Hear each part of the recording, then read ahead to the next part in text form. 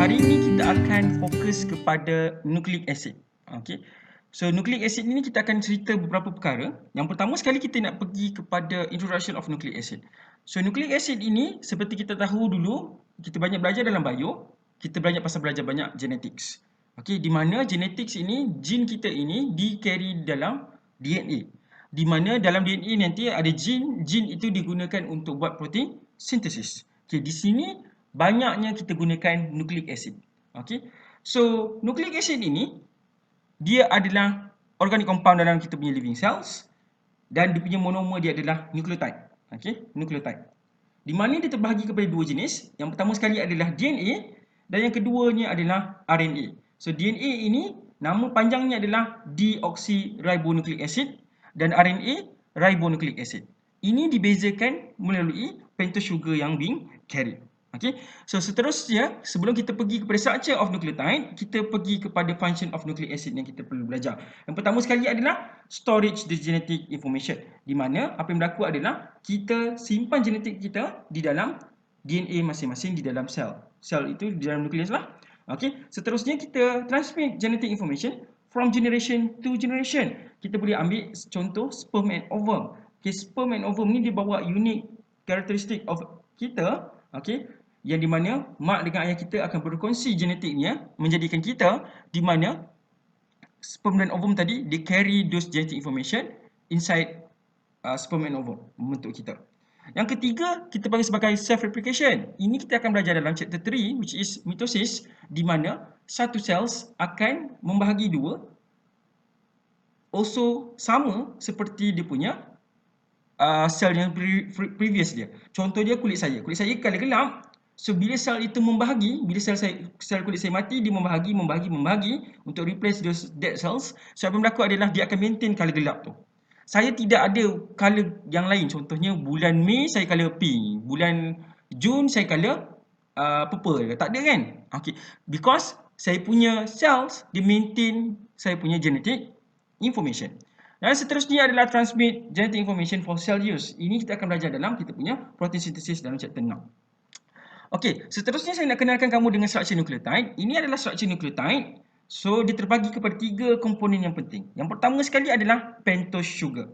Pentose sugar. Yang kedua, nitrogenous base. Nitrogenous base dan yang ketiga adalah phosphate group. Okey, phosphate group. So, saya akan terangkan dengan lebih mendalam struktur-struktur yang penting dalam nukleotide ini. Tetapi saya ingin bawa kamu kepada nitrogenous base. Nitrogenous base ni terbahagi kepada dua jenis. Okey, dua jenis ataupun dua types. Yang pertama sekali adalah purine, double ring, which is adenine dan guanine. Dan seterusnya kita ada pyrimidine. Okey, jenis yang kedua adalah pyrimidine, di mana dia terbahagi kepada tiga jenis, which is cytosine, thymine dan uracil. Okey. So seterusnya kita ada phosphate group. Phosphate group ini dia bergabung dengan pentose sugar pada karbon nombor 5. Okey. So ada beberapa benda yang saya akan terangkan di dalam tutorial later on. Okey, seterusnya kita pergi kepada types of RNA dan DNA yang ada. So RNA dia terdiri daripada dibezakan dengan DNA melalui kita punya pentose sugar kita. Okey. So RNA dia menggunakan ribonucleic ribosugar. Okey, ribosugar. Di mana untuk RNA dia akan menggunakan 4 nitrogenous base ni, which is AUCG. AUCG. Di mana kalau DNA pula dia akan menggunakan ATCG. ATCG.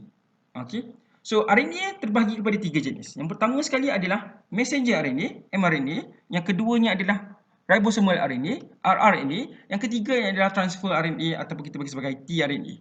So messenger RNA ini digunakan untuk membawa genetic information daripada kita punya nukleus pergi kepada ribosom. Itu function mRNA yang kita akan belajar dengan lebih lanjut pada chapter 6. Yang keduanya adalah ribosomal RNA ataupun lebih tepatnya adalah nama dia ribosom. Function dia adalah untuk protein synthesis. Yang ketiga adalah transfer RNA. Transfer RNA ini digunakan dalam protein synthesis juga, di mana dia carry amino acid pergi ke ribosom ketika proses translation.